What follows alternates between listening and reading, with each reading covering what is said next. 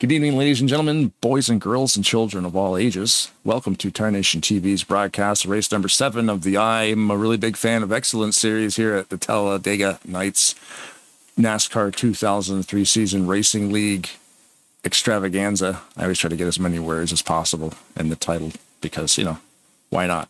My name is Blaine, joined by Rod this evening. Rod, how you doing, bub? I am not bad at all. Glad to be here. Not on the track tonight. No, Tad, talked with the guys a little bit, and they were talking about how that you might need some help every once in a while. So I decided I'd try to step up and help you in the broadcast a little bit. Done it a little bit in the past, so I figured we'll give it a try and see how we can do. Yeah, it should be a fun night tonight, especially when we get halfway through these seasons. We end up getting, like right now I'm showing the points on the screen here of the current standings as they land after 6. Of course, today is race number 7, so it's pretty neat to see race 1 and 2. There's no real conversation being had about points, but now it's getting down to it because we got 3 races left, this one included, of course, before we set the stage for the playoffs. So far it's still only 12 drivers. But, a couple weeks ago, there was like a 3-way tie for 12th, so we ended up having like 14 people. So it's neat. They'll bring anybody in. If there's a 3-way, 4-way tie for last place, all drivers are coming. Yeah, it ought to be interesting. I was just learning a little bit today about how the points go and how the recommending goes if you hit an incident point and stuff like that. So there's a few guys that had got incident points and got them cleared. So that's kind of cool. And a few guys that have won. And it's pretty tight. It's going to be an interesting race. I'm not a big fan of Talladega, but it's what a lot of people like to do. It's a track. Yeah. I love this game, so I'll race anywhere. Talladega is so popular, I think, just because it is it's a unique track. Every single track in this thing is unique, but this thing's just, 4 or 5 lanes wide, pedal to the metal as long as you're using the Craftsman truck physics. I kind of wish they'd go Cup with no restrictor plates and we could do some 240 mile an hour around here. Actually having to brake into the turns would be kind of fun to watch. I think it might be catastrophic, though, because there might be some wrecks if we did that. It'd be definitely good for a fun race to see how that would operate. Yeah, I'm not a big fan of it, basically because, I've raced a lot of times and you get out there and you get people that you're running 2x2 through the whole pack, and I can't hold my breath that long. And I'm just, like I said, not that good at it. And then I got talked into coming here by Larry D. And then the first race of that I did, I'm running out there and I look in front of me and I'm being very cautious first time because that's first time being with these guys. And they're 3 wide, 5 deep, yeah, lap after lap after lap. And I was just in awe of that. It's super cool how good they are at holding those lines. Because even I've raced with these guys for a few years too, and I'm that guy. If I'm on the 3rd line, I'll start a 4th because I know they can hold it. And you need the spotter in the game won't tell you you're 4 wide. He'll just kind of go quiet. So you have to rely on the drivers behind you in TeamSpeak. You go, you guys are 4 wide up there, so then they know really to hold those lines. But you can get 4 wide out here, and it's pretty wild. We've gone a few laps with 4 wide, and you talk about holding your breath. It's definitely a thing. You come out of these races, even though it's a game, and you're holding onto a plastic steering wheel, your arms are sore, and you just have a big sigh of relief when it's all done. Like, oh, I can rest, because your whole body feels like it's concentrating on that steering wheel. It's amazing. I've raced at short tracks around my local area on this game and everything. But Talladega and Daytona are the 2 tracks that when you get done, if you've been up there running up front all day long with them, you just get done and you are just like, oh, God, wow. I'm just mentally, you are playing a game of chess with 20 different games going on at the same time with 40 other drivers. It's just crazy. Yeah, it's wild. And it's not just the people to your left and right. There's the guys in front, and then there's not just the guys in front, the guys that are way in front. If a wreck happens 10 rows in front of you, now you've got to figure out where the other 15, 20, 30 guys are, what they're going to do. Are you going to get run over? Are you going to run someone over? Are you going to get sideswiped? Like, it's a whole thing. And we've seen like guys like Robert Breedlove, Gary Mingus has done it. A few guys here have been able to thread their needle, when the big one happens. and somehow get through the accidents. And it's all about being in the right place at the right time. You know, it's 50. It's always probably more luck than it is skill, but it does take skill to put yourself in a position to be able to do that. Oh, absolutely. They've been doing some practice racing for next Saturday. We're having the mega marathon deal going on, and I got into that last night and ran with them a little bit, and ironically won one of the Talladega races. And it's just like you said, I was at about third, fourth place, and a guy in front of me got tangled up. I just parted the seeds and went through it and come out on top. That's cool. Did you abort your qualifying run if you haven't already? The qualifying is about to begin. Yeah, the mega marathon on Saturday is going to be great. Absolutely phenomenal race. It's going to be fun to broadcast that one. It's going to be weird because we are racing at 3 different tracks. I think there's 7 total races that night, so it's going to be a long night. Bring a sandwich, grab a couple of thermoses full of water, and it'll be definitely fun to watch. And we just get to sit here and not go anywhere because, you know, we got to call the whole entire thing. So it'll be what's the word I'm looking for? But it'll be a mega marathon. That's a great word to use, actually. Very, very, very long series of races, and series is the key word of it. 7 races, 3 different tracks. Team race, unlike our normal team races that they do here, you know, it's got some differences to it. It's going to be pretty cool. And they're tracking points through every single one of them, so it's almost going to be impossible to call the winner. We'll be able to call the winners of the races, but we're not going to be able to call the winner of the night, because it's just that goes once it's over. The administrators will be on that for a couple of days, combing through the replays, you know, and seeing who landed where and tallying all the points up, and to finally see, you know, who comes out on top of that thing. It's going to be a workout, and I believe there's prize money involved. I think it's almost 200. I think it's $250 goes to the winning team, or $200, something like that. Something like that. Yeah. There's a lot of money where, you know, the winners get to share that pot. And even if we were here trying to calculate it, you know, on the fly as we were going, I don't care if we had another person there calculating the whole thing, you still wouldn't know, because there's going to be incident points. So let's say hypothetically, I'm behind you, I tap you, I spin you out. I get an incident point. Now I finished second. I finished the greatest part, you know, one of my team, but I'm going to lose that. I'm going to go right dead to last because I got into the back of you and spun you out. That's the thing with these broadcasts too. At the end of the race, I always have it at the top of the screen, unofficial results, because they got to comb through those replays and see who caused the yellows. You know, if you're required to pit second time around and do full service, well, what if they pit second time around and only get 2 tires? That's not full service. That doesn't count. So you didn't clear your penalty. You could be penalized more. It's all that little stuff that we don't know about, you know, while we're doing it live, because the admins are taking care of that stuff. And yeah, unofficial results. And that's definitely a race that we're going to have to really stress that one, because it is going to be impossible for us to figure out who won that entire night. But, absolutely. Stay tuned to Talladega Night's Facebook page and Tarnation TV, because I'll put up a video or something explaining the outcome. So tonight's going to be interesting for me, because a lot of these guys I've raced with, Denny Carroll, you know, Greg Palmer at different leagues and other stuff like that. But there are some people in here that I have raced with them, but not enough to really know their style, I guess is the key word I'm looking for, of, you know, who's going to be the front chargers. That's probably going to be where you're going to have to help me a little bit, because I haven't raced enough of these races with them. Oh, okay. Gotcha. Yeah, I mean, there's so many good drivers in this league too. And sometimes it's the front pack is completely different. And according to the points, we got Greg Lovell, Doug Hulick, Mark Paglia, Ken Roberts, and Dan Lovell, your top 5 right now overall in points. So is that going to be the way the race goes?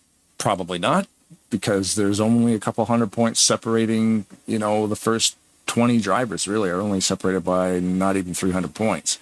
So it's a long race, and any of these guys can win it.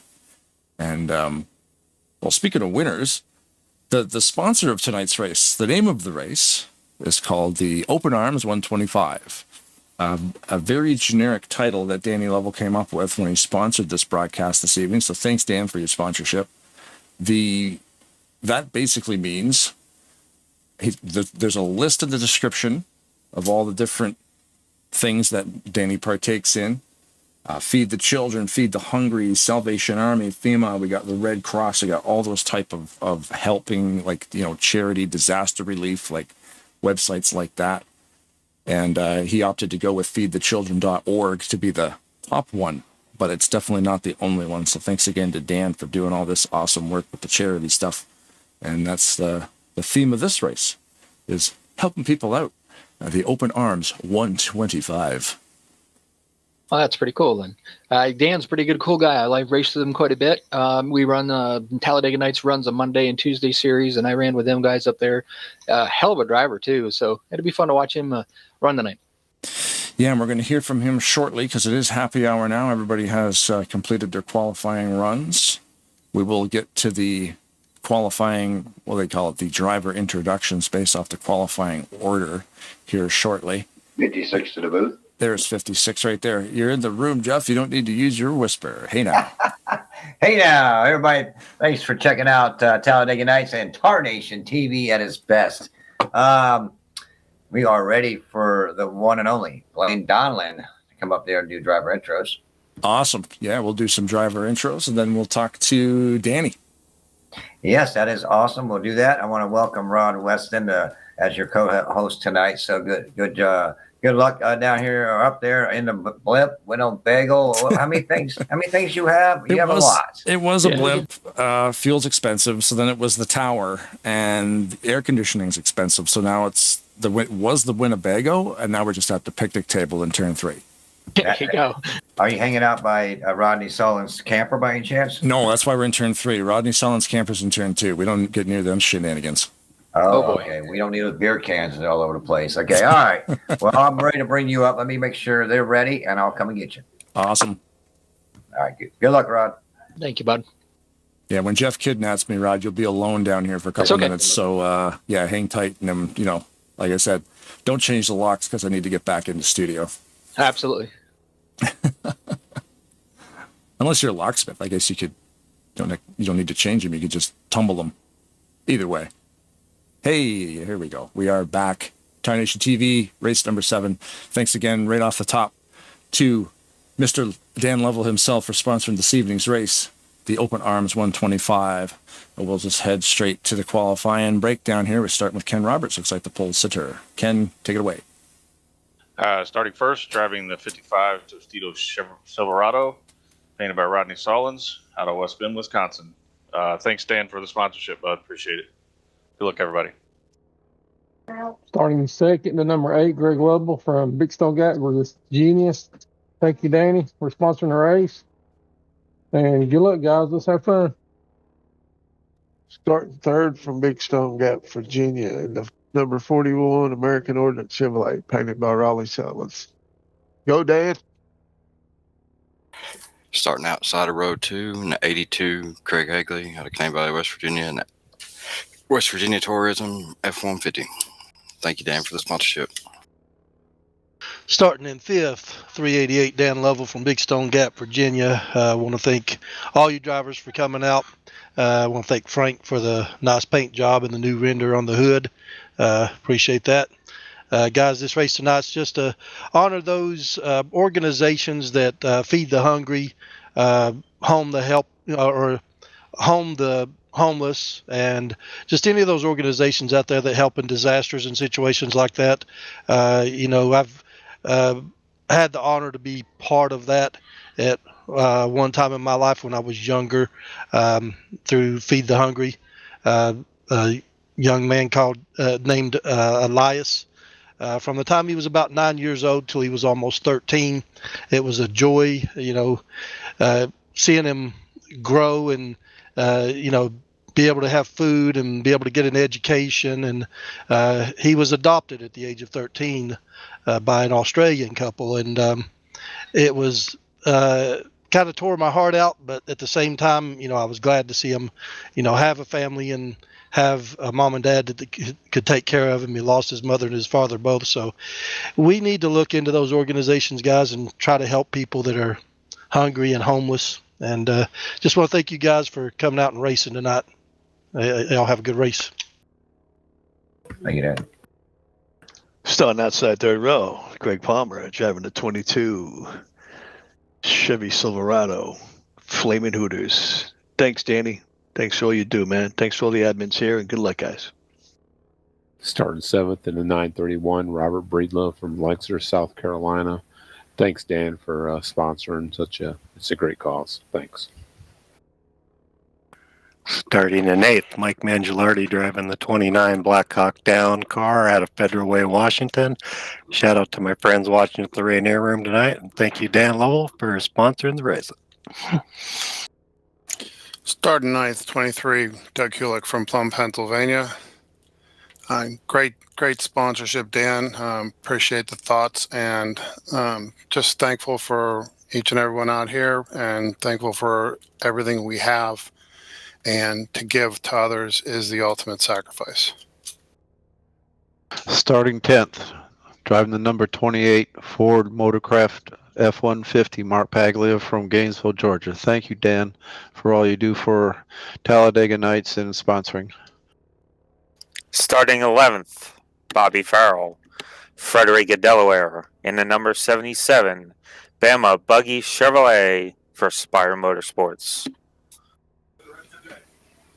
Starting 12th, Pat McCarsky, Brownsburg, Indiana. Thanks, Dan, for sponsoring the race, and thank you all the admins for the time and effort that you put into it. And thanks, Frank Divins, for the touch-up on the truck tonight. Starting 13th, Chris Van Vliet from Annapolis, Maryland, driving the number 10 Team Adidas truck. Thank you, Rodney Sullins, for the awesome paint. Thank you, Dan, for sponsoring the race, and have a great race, everybody. Starting 14th, the number 60, Perry Bond out of Virginia, driving, I believe, the Amazon ride. I hope I got that right, Mr. Perry. But good luck. Thank you, Dan, for the sponsorship. Good luck to all you guys. Let's have a great race. Starting in 15th, Stephen Brandstetter from Ranelette, Oklahoma, driving the 510 Oklahoma State University F-150 painted by Blaine Donlin.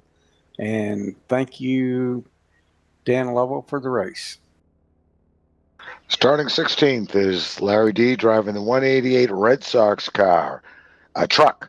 Thank you, Dan, for sponsoring this race. Thank you for the admins putting it on. And good luck, guys. Starting 17th out of Sun City Center, Florida, it's Frank Divins with the Chase Elliott Napa truck Ford. I want to thank Dan for the sponsorship, and Ken and Jeffrey for everything they're doing here, and Blaine for the broadcasts. And go Team Ford, Team Napa Auto Parts. Starting 18th, 98 Zach Roberts, driving the Toyota Tacoma Fanta truck, painted by Ulysses Sandoval. Thank you, everything for everybody's done. And Team Wrecking Ball, have a good race, everybody. Starting 19th, number 66, KD Huntsberry, driving the New York Yankees Silverado Chevy. Thank you, Dan, for sponsoring. Thank you, all the admins. Thank you, guys, for the ones that were racing together. Let's have a clean race. Starting 20th in the number 24, Graham McDonald from Sunny, Ontario. Shout out to Mr. Sullins for the paint job. Good luck, everybody. Starting 21st, Garland Oaks from Martinsville, Virginia, driving at number 67, Diet Dr. Pepper, Toyota Tundra. I'd like to give a shout out for Second Harvest, Northwest North Carolina, as we continue to help them with their computer work as they give away meals to North Carolina residents. And we'd like to give a shout out to Team Wrecking Ball and Zach on his wonderful, wonderful qualifying run. Starting 22nd, Kelly Causey from Agricola, Mississippi, in the 00 Buc-ee's Chevrolet Silverado. Thanks, Stan, for the sponsorship. Starting 23rd, out of Mooresville, North Carolina, Jeffrey Elliott driving a number 56 Talladega Night Chevrolet, painted by the one and only Rodney Sullins. Thank you, Rodney, for painting a lot of cars out here. Frank Divins. Thank you, Dan, for the sponsorship tonight. Great cause. We also support those organizations they do a lot for a lot of people. So kudos to coming up with that. That's awesome. Good luck, everybody. Have a great race. Jason. Starting 25th, Jason Scheck from Sycamore, Illinois in the 42 F-150. Shout out to the admins and Dan for the sponsorship. Starting 26th, Javier Negron from Bridgeport, Connecticut, driving the number 4 Sundrop Toyota Tundra. Give a shout out to Dan for the sponsorship, and let's go, guys. John Godfrey, 711 LaJoyce Chevrolet. Phil Lacasse, the North Carolina Tar Heels, number 11 Ford, number 1 seed in the Western tournament. Can't wait. Thank you, Dan, for the sponsorship. Thank you to Talladega Nights admins and all you guys. Let's have a great race. We're rolling shotgun tonight. All right, Blaine, there's your starting lineup. We're going to have Dan do something a little special like he did last week, so we'll turn it over to Mr. Dan. Perfect. Moment of silence, guys. Just want to thank everybody for coming out tonight, and just want to say a quick prayer before the race. Lord, we just thank you for this day that you've given us. We thank you for all of your blessings, all that you do for us each and every day. We thank you for the friendship and the racing that we get to do here, Lord. Lord, we just ask that you help those that are homeless, and those that are hungry in the world, that you put people there and you have people open their arms to those people and welcome them.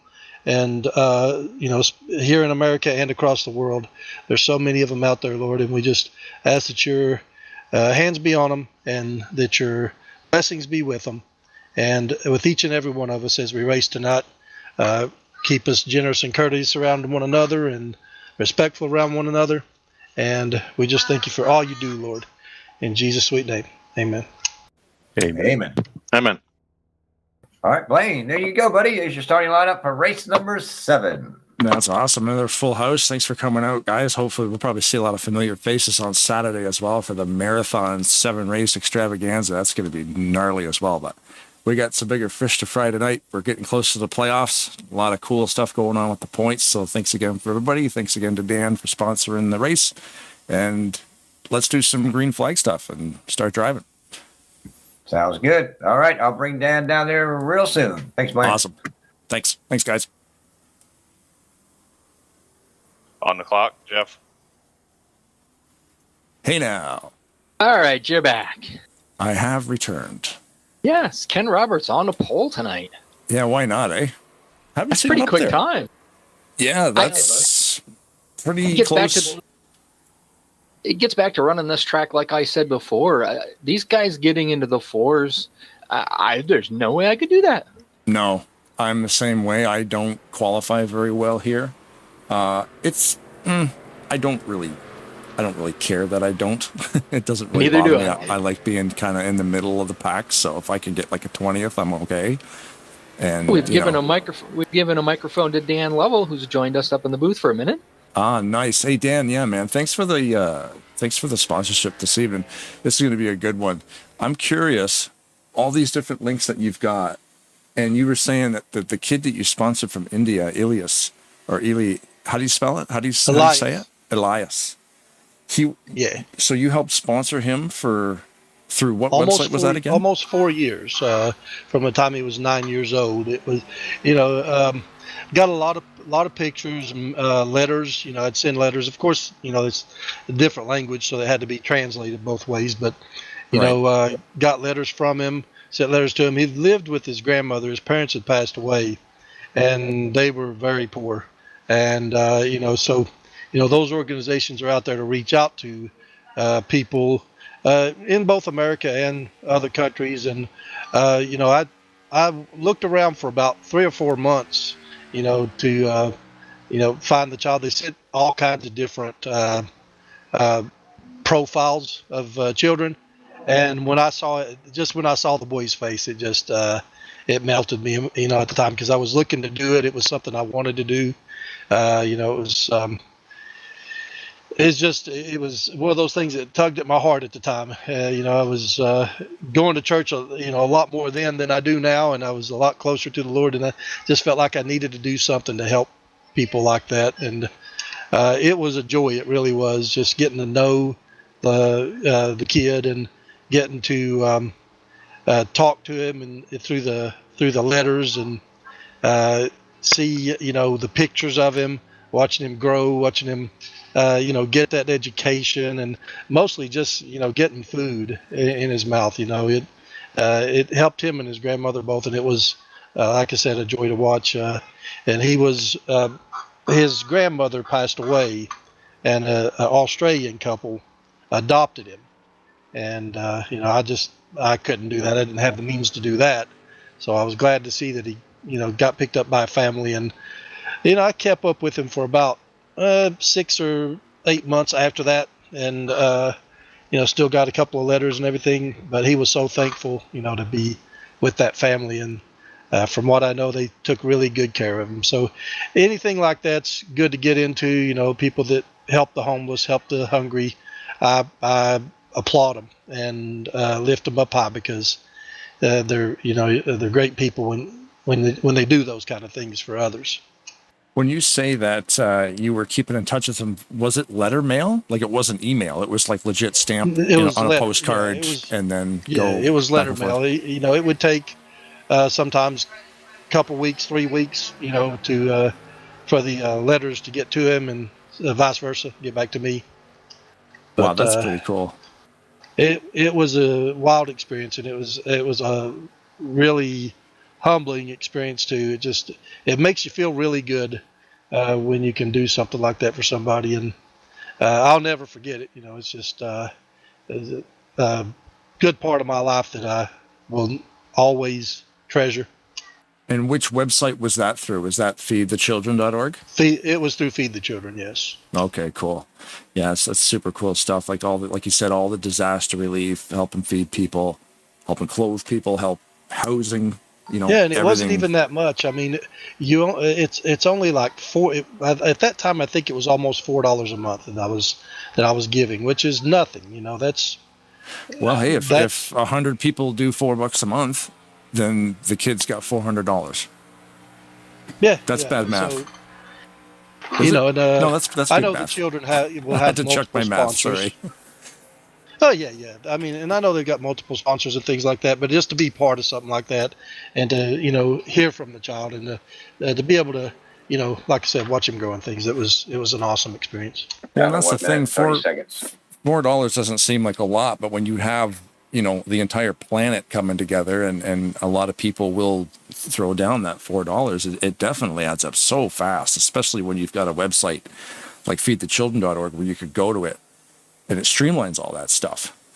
And okay, it's only $4, but like you say, times how many people and how many kids, and it helps a lot of people, even if it is $1, $5, $10. Yes, sir. It always adds up, because there's a lot of, I mean, all the horrible news always comes to the front line, but I think behind the scenes there's a lot of way more good news. It's just it's never going to make the headlines, I guess, because it's boring. Yeah. So, but all these, and these people they're not sponsoring races. They don't make any money, because it's all charity stuff. They rely on community to make it all happen. Hey, Blaine. Hey, Rod. Hey, Dan. Hey, guys. Hey, Jeff. I hate to cut in here, but we're down to 38 seconds before green. I just want to wrap this up quickly. Time flies when you're having fun. Thanks a lot for what you do, Dan. Thanks for the sponsorship. Thank you, Good Dan. luck, Rod. Yes, sir. Blaine, Rod, thank you guys for good luck tonight, Dan. Getting this on the air, and getting the word out there might trigger people's hearts to go ahead and do one of those sponsorships. It's a great thing, guys. If you get into it, I promise you. Absolutely. Good luck, Dan. Tonight, give him a hell. Yep. Have a good one. Thanks, Dan. Good luck. Yeah, go down in the description box below. We have feedthechildren.org, and of course all the other ones. There's Red Crosses down there. All kinds of, there's disaster relief websites. There's tons of them. So yeah, definitely support the stuff that Mr. Dan Level supports, and get down there and do your thing. That is a pretty cool thing that he did. Just imagine getting those letters and how good he feels about watching this kid grow and have the ability to be, have food and get an education and, medicine and stuff, whatever he needs to get through life. I can see how that would make him feel good. Yeah, it's cool. And it doesn't seem like a lot of money, but it is a lot of money because when a lot of people do it, it definitely adds up. But yeah, we're getting ready to go green. So we got to do some national anthem stuff. And then we'll do some Grand Marshal stuff, and then we'll do some green flag stuff. And you're going to have to put up with us talking for the next 40 minutes or so. Want to do some national anthem stuff? Let's go for it. All right, let's hit it. I forgot where I put it. Right about there.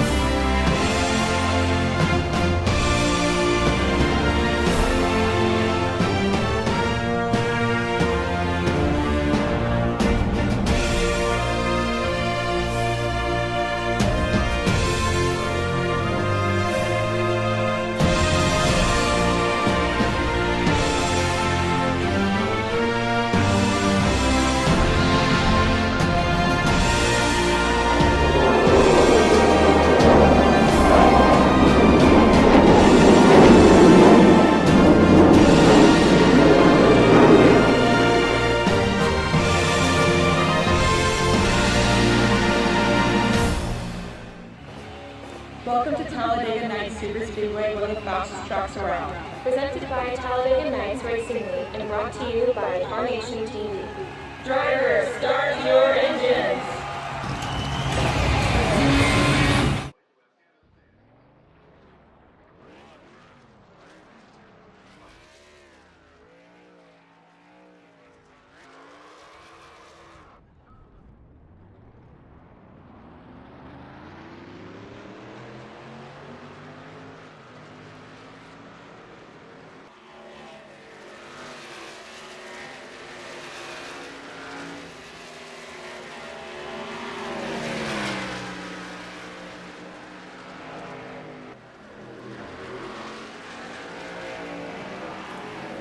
All right, I just had to deal with my cat. So we'd like to thank the Balser family for the Grand Marshal duties of this evening. The Pace truck. Hey, I said the word truck.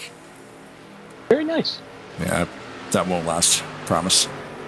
Get ready to go green sure. here. And we are live at Tarnation TV. Links in the description below. If you are watching this after the broadcast is over, if you want to skip directly to this point in the race, or at this point in the broadcast, if you don't want to watch the pre-race ceremonies, which usually last about half an hour, I always put a link to the green flag, which in this case would be 40 seconds, or 40 seconds, 40 minutes into the broadcast. I know some people might just want to be like, why can't we just go racing? Well, it's live. When it's not That's live, right. The first line of the description is always the timestamp for when we go in green, so... And as is tradition, Greg Lovell and Ken Roberts side by side in the front row, followed by Denny Carroll and Craig Hagley in the 82 truck. How many times do you think you're going to say car tonight? I don't know. I'm very proud of myself when I say truck, though, if you haven't noticed. Yes. Who's going to lead lap one? That's the question. I think you're going to get it to Ken. Ken's going to get it. You watch. He's going to get a push right here. He's going to be right out in front when he gets there. Whoa. You're wrong. Ah, I was so close. You should have bet on that. You'd have had me. I would have had you. Greg Lovell, no stranger to the front row here. 47 laps on the clock this evening. And I noticed too, as always, I don't know why, but I have everything set up for 9 p.m. Even though on Sunday we go live at 7 p.m. So in the schedule screen, I still have to change that. Next week's race right here on Sunday evening, and I didn't even change the date, so I messed that up completely. Randy Waugh will be sponsoring the race next weekend, which isn't the 17th. It's actually the 24th at 7 p.m. the United We've got Cerebral Palsy, race number 8. So Pat McCarsky and Larry D, along with Harry Bond on the high side, starting to make a move on the outside groove with Greg McDonald right behind them. are they going 3 wide back there? Is that what you're trying to say? Yeah, they are coming. They are trying to get the outside groove working. Yeah, these guys do not waste any time. And you can see there from this camera angle, that outside line is moving. Huge push. Yes, and then you've got the 82. Now there's a new one for me. I've got to have to learn that one. But that's Craig. Craig, okay, pulled right up in front with Craig Palmer in front of Craig. Yeah, there we go. Sorry, you got to give me a minute here, Pat McCarsky, to try to get that line moving further. Yeah, McCarsky got a huge push from Perry Bond coming off that back straightaway. Now it's up to Craig and Greg if they want to abandon that top line. They're kind of running right in the middle of it. Inside line kind of phased out there a little bit. It's funny with the inside line because they love to see guys race it on those top lines because then they can just stay in line and drive away from them. To me, what I've noticed racing on this track with these guys, the higher you get, the car is not as tight. So when you're running down there at the bottom, it gets pretty tight, and you'll get the guys to bunch up a little bit, and you'll see kind of people all of a sudden lifting, and that causes troubles. You know, that effect kind of goes back to somebody back there. Next thing you know, somebody gets bumped. You get into the middle groove, it's a little bit better. When you're in the high groove, it's really, the car's going really, really good, but you can save more gas on the bottom. Yeah, I wonder too, there's so many strategies. That's the thing. I hope that the audio is actually going out onto the broadcast today. I'm just checking. I hope so. Okay, I just did a check, and I got the stream running on my phone, and we actually can hear engine sounds today. So we've parked the electric trucks, and we've got the fuel trucks back. Apologies last week to Doug. His entire race had no engine noise. I don't know why. My broadcasting software was not attached to NASCAR for some reason, and then the next day I started up my computer and everything was fine. Literally changed and nothing. So we had Dan Lovell down there with us. Now he is leading the charge on the outside. He was right up beside Greg Lovell a little bit ago, and then he kind of dropped back. Now he's got, Greg Lovell's around in the infield on the front stretch. He saved it. Did he? It's still green.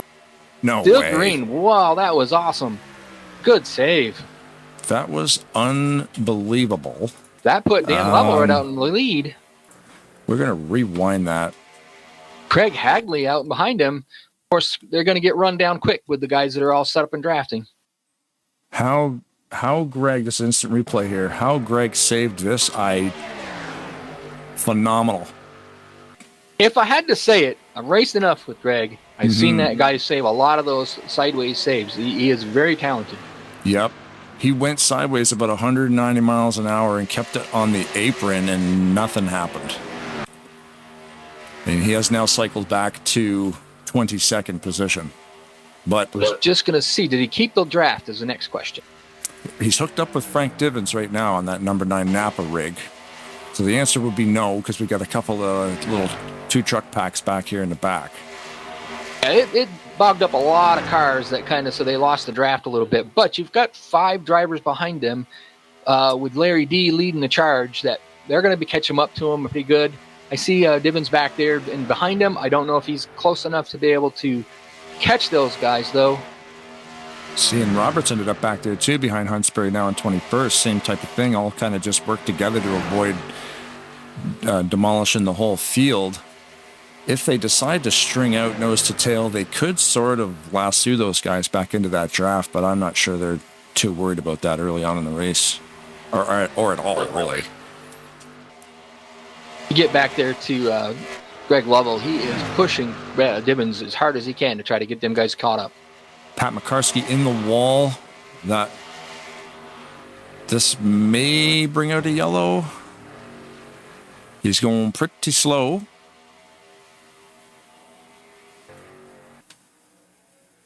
He's having internet problems, I think. He's still under power, but he's blinking a lot. Green flag is still up. He's moving at about 150 mile an hour right now. That's too bad for Pat. I apologize. I got the same problem that I had before, so I'll be right back in there in a minute. Yep, no problem.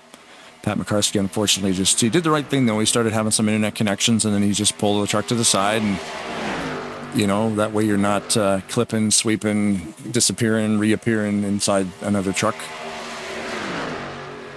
Yellow flag is now out. So these guys will stop racing each other. We'll go to replay mode here and see if we can find out why.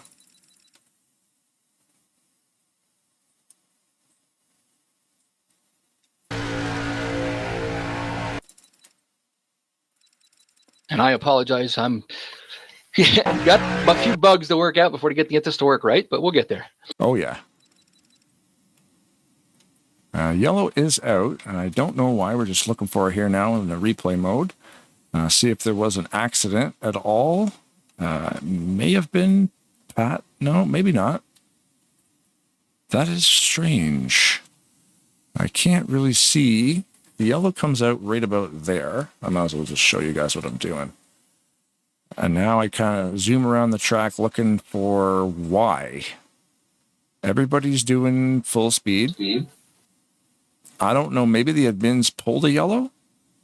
Could they have thrown a yellow? Because Pat McCarskey's the only one that's going slow enough to cause it.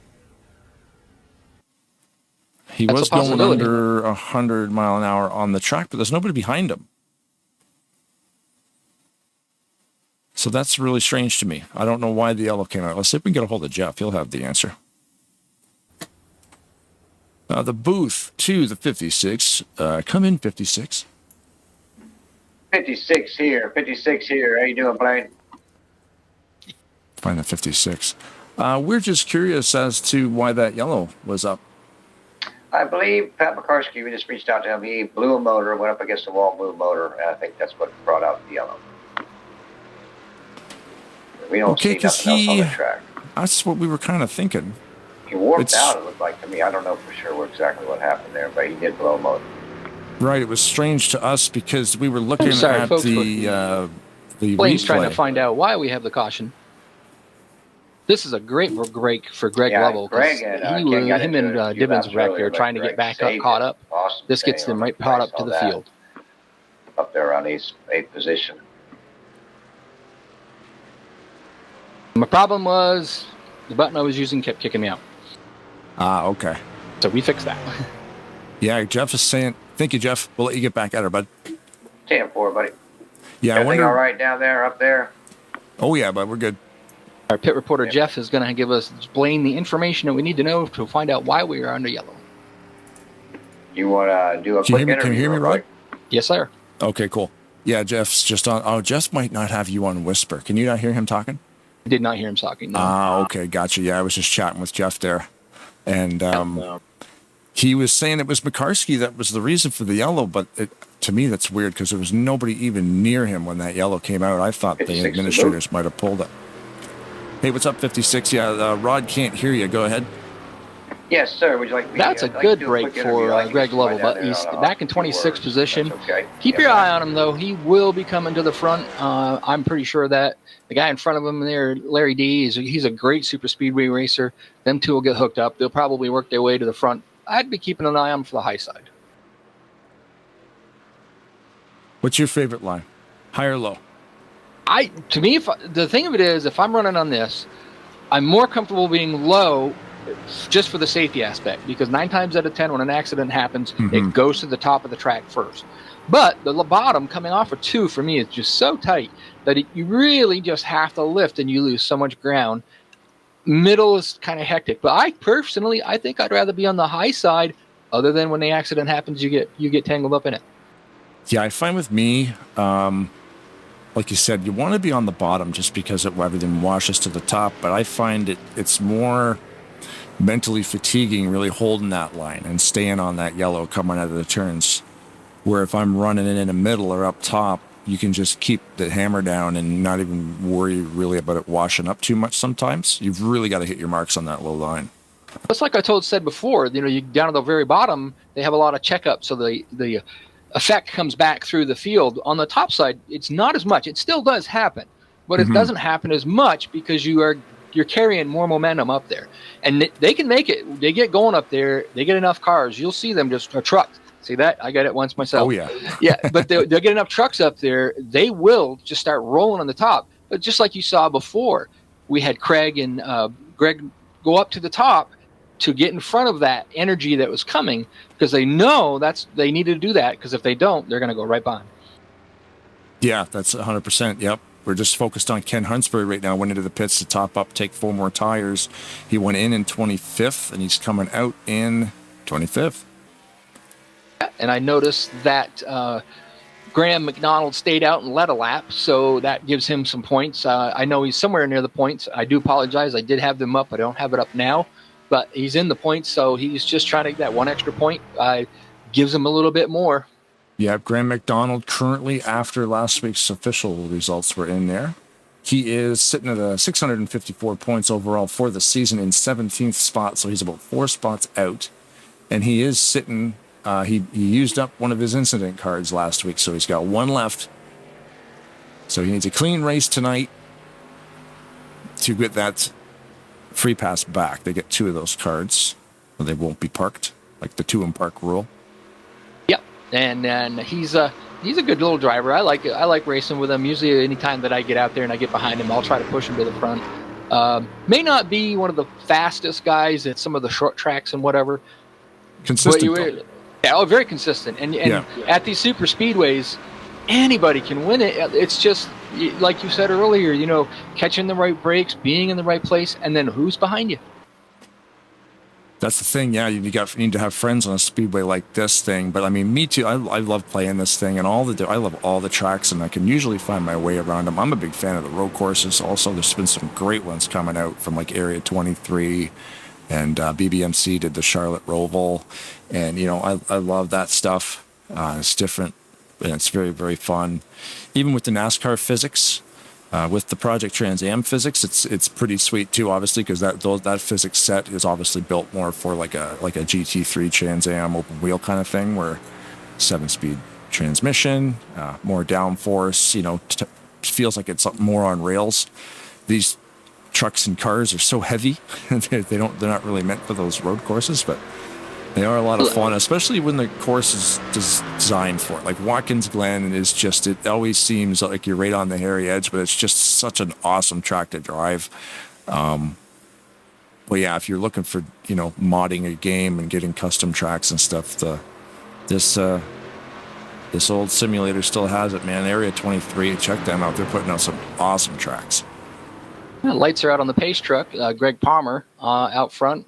He's got Craig Hagley on the outside of him, and I'm a short track guy. I like Martinsville. I'd run Martinsville all day long, but I do like the road courses, and I'm a fan of Sonoma. Not very many people like that, but it races like a short track, so that's why I like it. Yeah, it's a little bit narrow, but it got a lot of big sweeping turns, and if you really get used to it, you can go a lot faster through some of those areas that it doesn't really seem like you could make it through the turds, but you hit your marks, you could fly around courses like that. I love that stuff. Currently been focused on the 11 of Phil Lacasse. He was unfortunately disconnected last week fairly early, so we didn't get to focus on him. New here to the league, driving the number 11 truck. Looks like Notre Dame football. Nope, North Carolina. Sorry. Whoops. I've raced with Phil a lot over at a couple of different leagues. Hell of a nice guy. And our sponsor tonight, Dan Lovell, he's right there behind Greg Palmer in third. Nice. Yeah, North Carolina Tar Heels. There you go.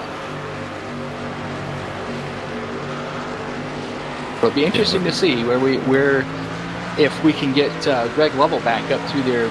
He's still mired back there, but I would be surprised that he'll be working his way up to the front. He'll find his way back. It's early in this race. Here we are. Craig Hagley and Greg Palmer are occupying the front row. Going back green here, lap 13. So that puts us back in a fuel window of about 12 here. So we will be into around mid-20s if this thing goes green. I'm thinking mid to even 25 to 30 will be the fuel window, you think? I haven't run these ones yet with these guys, so I don't know what their fuel mileage is, and I do apologize. I should have been a little more prepared, but about 13 laps. It's kind of a last-minute thing. Yeah, the fuel window opens about 12 laps into a run, green flag run. Usually they're going to the end of lap 13, and then your pressure's dropping and your crew chief's screaming at you to come down there for fuel. I don't like to leave it that long just in case the pits close, you have to pit anyway. You have to take the penalty because you're going to run out of gas. You won't be able to make it all the way around. So I tend to go a little earlier. Yeah, I've had that happen. I've had yeah. that happen where you've gone too long and you get. I've actually ran out of gas at a race and rolled into the pit, and Craig Palmer jumped up to the high side because the high side got a run. Him and Dan Lovell pulled up in front of Craig Hagley there they saw the run coming, so they took that energy. And then you got Zach, looks like he's trying to make a third groove out there in the back. Yep, I was just going to say that. three or four rows behind him, they've already got some 3 wide going on here. Got Mike Mangialardi in the middle there, that black and yellow truck. And Mark Paglia in that black 28. Currently in about 5th position. But he's bookended by Danny Carroll and Zach Roberts inside and outside. So, and he's not running right near the bottom either, though. He was running a little bit higher line, and I can see why he would be doing that because it just makes it a little bit easier to make the corner. Because as I said before, right here where he's coming off the corner, that truck gets tight. Yes. Oh, there we go. I lost the camera there for a second. Greg Lovell back in 13th position. For those of you keeping track. Chris Van Vliet in the number 10, Adidas. White and green.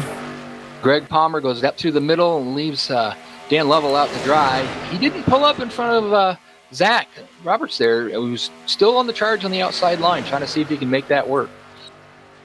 See, I'm looking at Garland Oates behind him, and I couldn't see the number 4. Javier Negron is the number 4, bright green. Yeah. So I don't have some of the trucks. Like I said, this was a last minute thing. I tried to get as many as I could. Gotcha.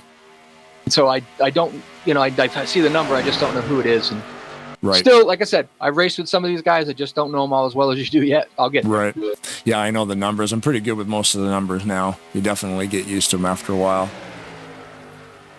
So There's Craig Palmer's right out, him in a 4-car or 4-truck runaway. That middle line is the fastest way around this track.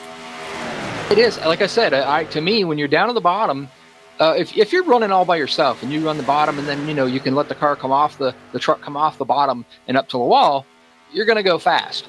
But when you've got somebody stuck to your outside like that, it really, really bogs you down off too. Yeah, either you're lifting just a little tiny bit or you're cranking that wheel a little bit more. Either way, you're losing a tiny bit of speed. Yep. Robert Breedlove leading that bottom line. 2 weeks ago, he was in like 22nd position. Ended up leading the most laps and winning the next race, which launched him up into, I wrote it down. He was all the way up into like 8th spot. So Dan Lovell just pulled down to the bottom, and guess who's right behind him? Greg Lovell. He has made his way from that 26th starting spot from that incident after the caution, and he is working his way up into the top 6 right now. He is right now billed in 6th, and then at the line, it shows him still in 4th now. So do we have, hold on a second. Ken Roberts is a lap down. I missed what happened to him. How is he in 4th? Pagula's in 4th. Dan Lovell's in 5th. Greg Lovell's in 6th. Okay, that makes sense. It took a couple seconds to kind of figure that out. Yeah, I wonder if Roberts being a lap down may have gotten a black flag on that pit cycle, even though it was, I don't know, it was under yellow though. Well, if we get a chance to get a yellow flag, maybe we can drag him down here and he can tell us what happened. Yeah. Another update too. Pat McCarskey was forced to retire due to engine valve failure. So he hate that for him. Yeah, he's a great old guy. Yeah, there's no damage on Sunday nights here in the Truck Series. However, damage can still happen to the motor and the tires. So, yeah, that random breakdown. Mm-hmm. Yeah, camshaft goes flying out the side. You're done. Yeah, I've actually was leading a race. Caution came out, drove down the backstretch, and the header broke. Yep. Sounds about right. Under caution. Nice. Under caution. Not even at full throttle. Nope. I was coasting just down the backstretch. I had shifted down to 3rd gear and was, getting ready to figure out what I was going to do for my pit stop and everything. And then poof, I was done. Wow. Dan Level's he's making a charge on the bottom. He just has not seemed to get any further than the 0-0. Right. That's a great And row Kelly down there, Kelsey, though. they're coming, though. And they got Breelove behind them. But look what's happening up in front. Ken Roberts, a lap down, is now in the picture here. May affect this. Yeah, what's line? He's in the middle line, so he's going to be helping. Oh, wow, there again. They're going to they're coming at him quick. Ken's been here a while. He's not going to stay there. He's going to move No. over. There he is. He's moving over. It won't be an issue. They caught him going into turn 3, so Ken won't be in the way. But that middle lane is really going. We've got 5 trucks. And Carroll, if you add him in there, he's right there close to him. But they just dropped down to the bottom and took Dan Lovell's charge that he had away from it. I think you'll probably see Lovell and the 2 levels, Dan and Greg, go up to the top side probably here soon. If they see a run coming, they'll probably pull up and try to go up to the front.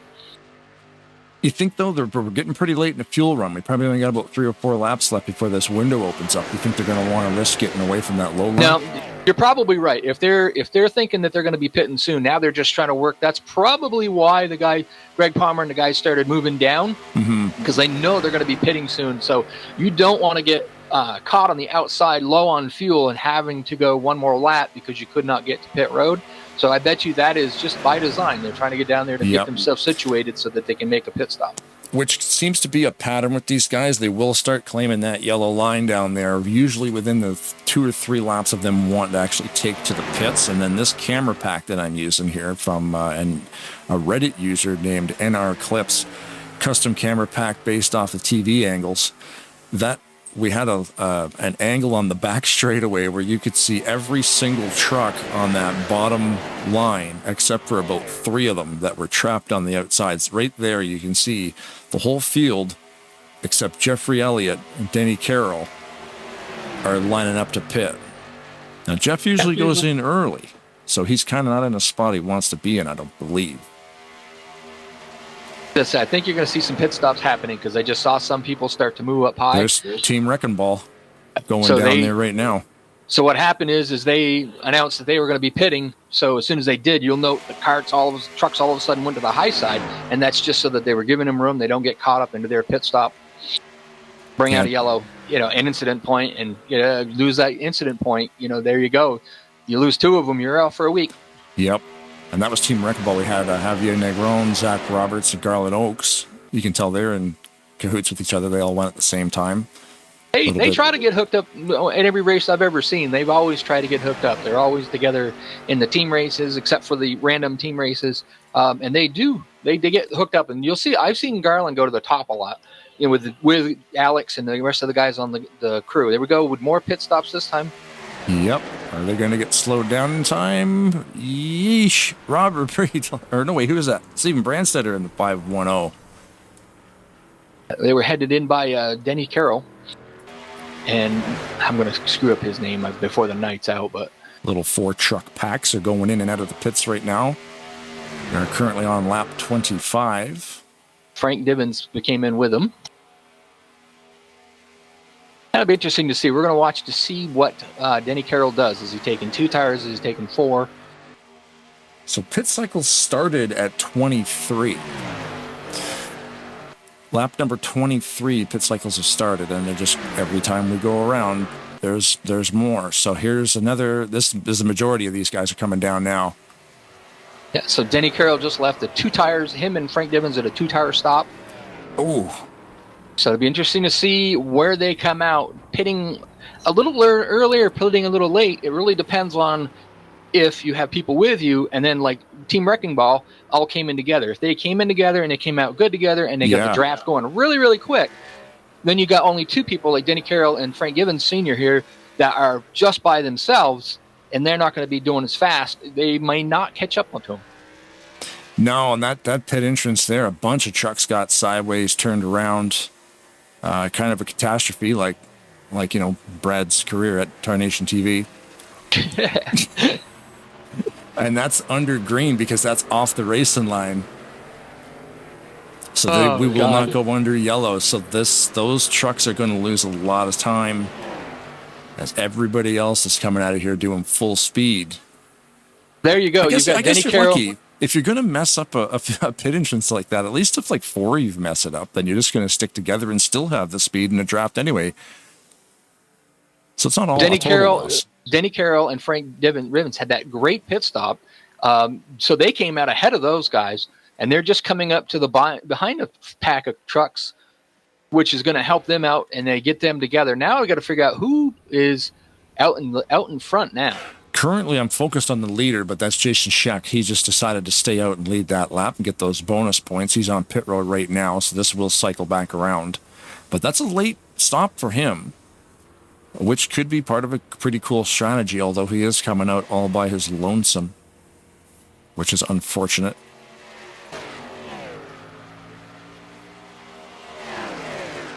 Pit exit camera showing Craig Hagley there sitting on pit road for a little while.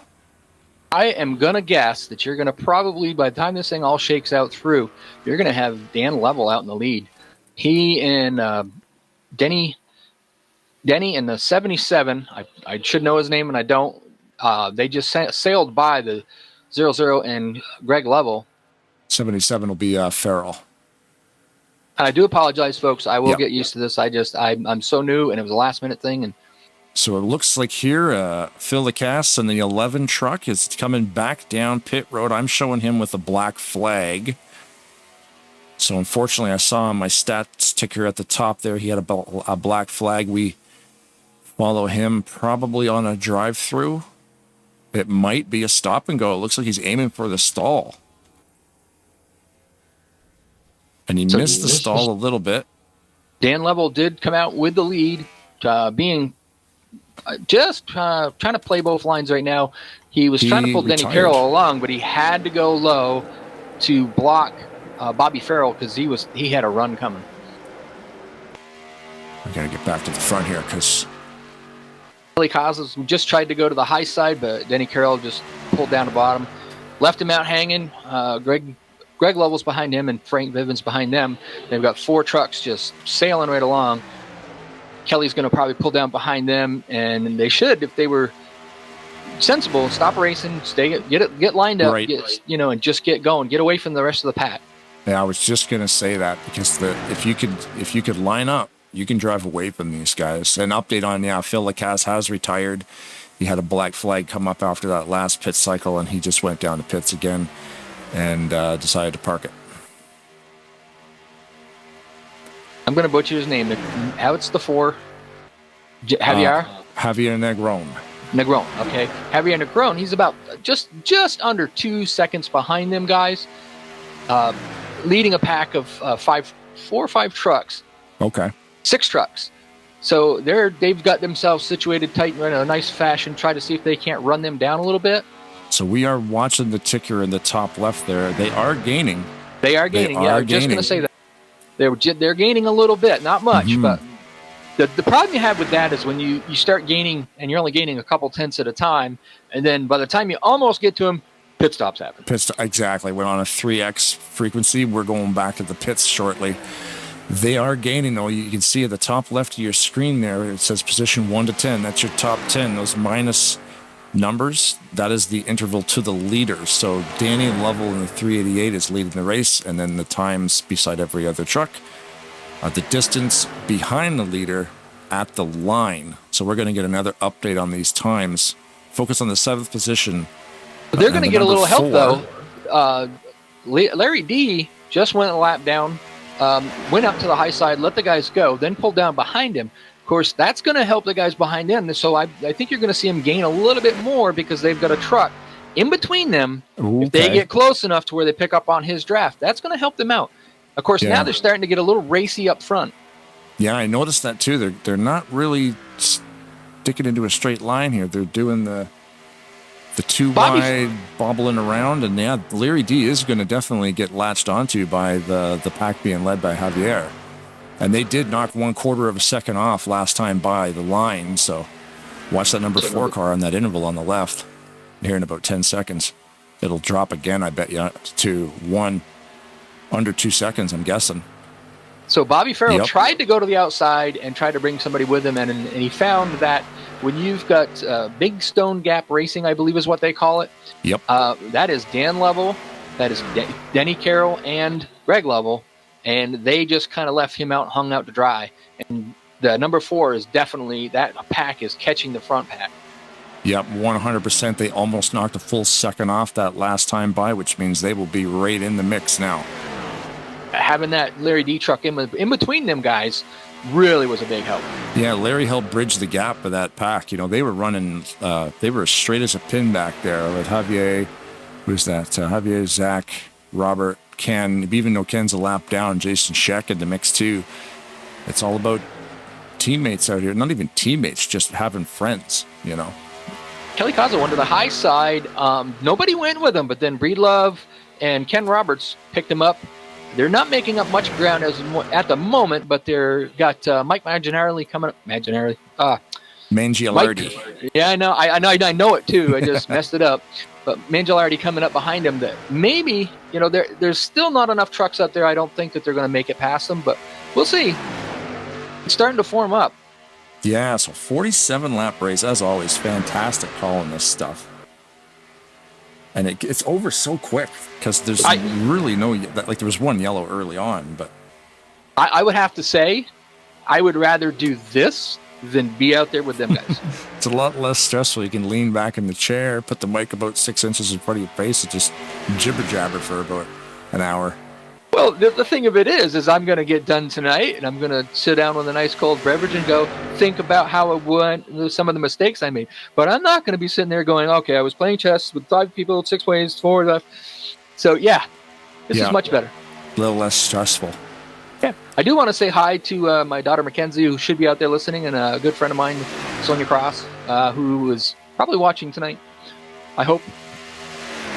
That's awesome. Yeah, man. I'm thinking, too, I've got written down lap 34, so our pit window's going to open again right about now.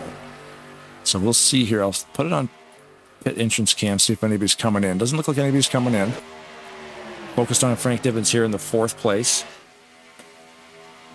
Did I just see? I'm going to rewind it there for a second. What did I just see? That high line is gaining. Not very fast, but they are gaining. They're running a little bit tighter on that high line. The guys on the bottom line aren't quite getting straight and, you know, keeping it straight. The guys on the outside are really getting it, keeping tight, and they are gaining on that second groove up.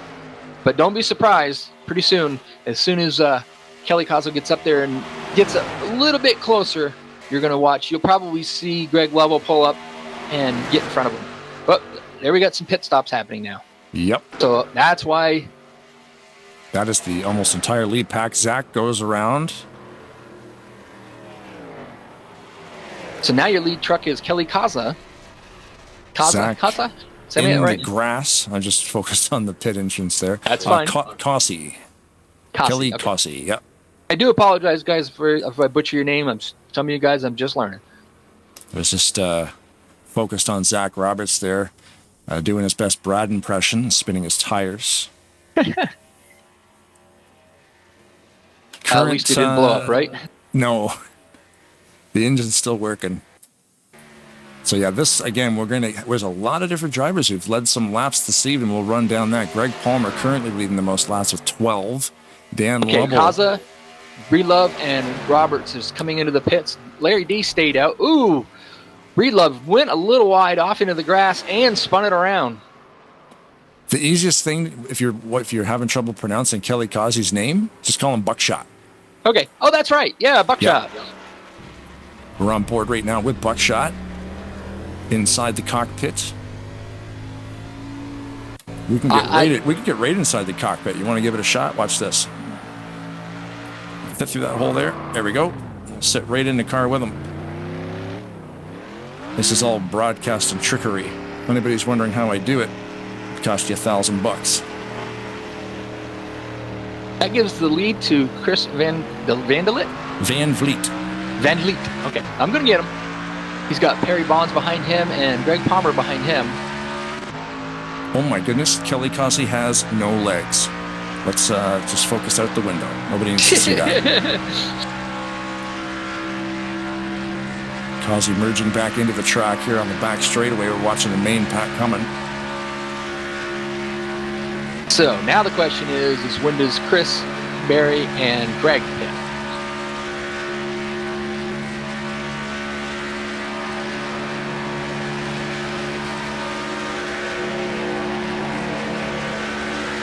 They're leaders, but they're running down some of the guys that just came out, which could help them if they stayed out a bit to get behind a group of trucks. Here they come. Because that'll pull them a little further, a little faster. There's Graham McDonald, Mark Paglia, Jeffrey Elliott, and Robert Breedlove. Clean. Van Vliet a little bit loose. Perry Bond avoided him there. Good work on the pits. Everybody getting down there clean. It beat me to that one. I see that one coming. So your current Jeffrey Elliott in the pits. Yep. That top Mac pack. Robert. That was the lead pack that we just focused on. So this should be the lead pack now, being led by Denny Carroll in the 41. Followed by Greg Lovell in the 8. Bobby Farrell in the 2.7s. And Frank Dibbins in that blue Napa truck. He's going down to the pit road right now, the 09. That's the thing about these super speedway races. When they go green without yellow flags, they do get separated out. It really depends on the people that have what I call the best delta time, and that is getting off the track into the pits, just keeping your speed at 55 down pit road, stopping on your marks, getting out, and being able to get yourself up to speed quicker. You gain a lot right there. Yeah. It doesn't seem like it, but like especially when it gets strung out like this, you're like, oh, I'm just going for a drive now. Like, no, this is a high-speed track, and every second counts. You do need to, if you want to hot pit a little bit, that'll always help. You have to hit your mark when you're hitting your pit stall. Make sure the truck is straight so you get the fastest service. It all comes down to milliseconds, but sometimes when we got a photo finish, those milliseconds could count. Oh, absolutely. And if people aren't familiar with what hot pitting is they have a pit road speed of 55 miles an hour here. The game will allow you to exceed that as long as you have your foot on the brake. And you can't go too far with it, but you can pick up a lot of time doing that. So that's one of the things I like to do to pick up time when I pit. Current leader, the 41 of Denny Carroll. He just got credit for leading that lap, so this is the lead pack. And let's see, a disqualification has been issued to the 09 of Frank Divins. He has been disqualified. Black flag for Robert Breedlove currently in the air as well. Zach Roberts has blown an engine camshaft. Phil Lacasse has retired, and so has Pat McCarskey for a valve. My stats screen is very colorful right now. Robert Breedlove, horrible situation there for him having to come back down and pit. Serve a penalty under green. This is probably going to be a drive-through. So now that you've got Denny Carroll and Greg Lovell and Bobby Farrell in the lead, now there's a forming up on the top, the 28, of Mark Paglia, and I'm trying to see who's behind him. That is the 00 Buckshot.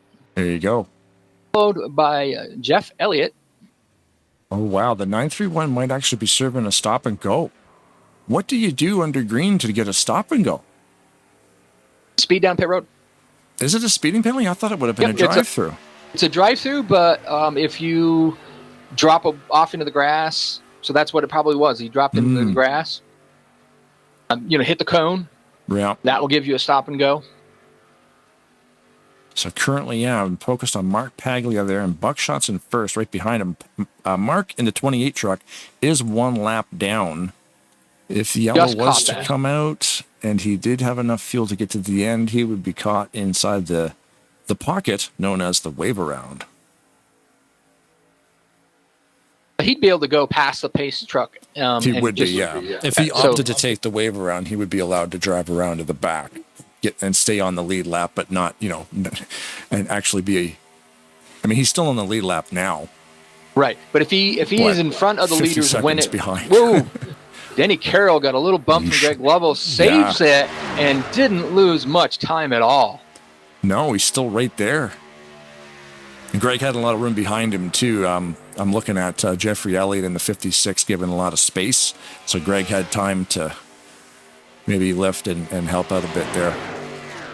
hard. These guys race against each other most of during the week. I've raced with them guys, both Denny Carroll and Greg Lovell, and they're aggressive. And I'm sure that Greg is just trying to help Denny and they're trying to get him pushed up past that 0-0 buckshot. And just to let the viewers know, we still have 23 trucks, let's just say drivers. We have 23 drivers still currently in the race. It doesn't look like it because the field is very strung out right now because we've had a sequence of green flag pit stops, which is always great here at Talladega. What I should have done shows you the talent of these drivers, right? They can get down there and get out of there without wrecking each other too bad. Oh, I should have had. Dan Lovell went up high. I think he just went a lap down. He probably did. But yeah, he was going to yield the lane, but he did a little bit late. They still figured it out, though. Should have done a running tally to see how many times we said car and not truck. Oh, man. I should go back. I guess we could go back on the broadcast replay. I guess actually, let's see who's in the chat here. We got Larry Rubenstein, Randy Claflin, Javier, Jeffrey Elliott, Brian Lovell. Brian Lovell says, I missed the race tonight, but there's always next week. Good luck, fellas. I'll be watching. Bonita McCowan, good luck, Danny Lovell. Randy Wass says, sorry, Dan, I missed the race. You got in a bit too late. Let's go, team Big Stone Gap Racing. That's Brian Lovell as well. So thanks for interacting with the channel live on the YouTube. We only broadcast to YouTube now. I tried Twitch and Facebook, but it takes a lot of bandwidth away, and you don't really get any hits on those websites. This is, I like this YouTube platform. So, the 28 there, he's still hanging tough, trying to stay on the lead lap. Right now, currently he's not, because Denny Carroll's got him on the bottom. Yep. And we are in a race back situation, by the way, too, because there's only a few laps left to go. Getting down to 4 to go? Yep. If a yellow was to come out, it's a race back scenario. It would basically be over. It would be over. Not basically be over. It would definitely be over. The next flag to fly will end the race. So we'll definitely stay locked onto this front pack to see if Greg's got any moves he's going to put on Denny. He's got to get clear of Mark Paglia first. That's the thing. Paglia is not on the lead lap, but because we don't run damage, he's also not really a hindrance. But maybe he is kind of a hindrance. I mean, I'm not saying get out of the way. I mean, you can definitely keep up with speed and stay with these guys. It's all good. It's just a cool little, wrench in the situation because you got a lap down truck helping that top line stay where they are, but he's also costing them position. Possible. We're getting now down the last lap. This is going to be a good one. Mm-hmm. They're side by side now. Now the low line just picked up a little bit, but I'm not. You see Greg Lovell pushing. He's pushing hard on the back of Denny Carroll's bumper. Yeah, and these guys know how to push. Let's go into spectator cam here. It's a great camera for pushing. That top line is moving. That's what I said before there when Greg got in the back of Denny, that he's just trying to get him pushed up through there, and it just went a little wrong. That's all.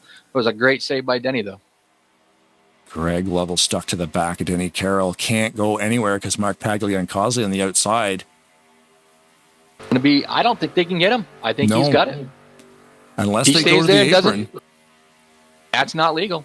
Pass him like Dale Earnhardt, man, right in the grass. Clean finish, clean win. Denny Carroll in the 41, son. That was a good race. That was a fantastic race. And Greg Lovell, second place. Knew he'd be back up there. Yep. Kelly Kaza in third. Yeah, so we have Denny, Marcus in 15th, Denny, Greg in second, Bobby in fourth. Where'd Causey go? Oh, he dropped way out. Yeah, see, Jeff was up there too, also a lap down helping those guys.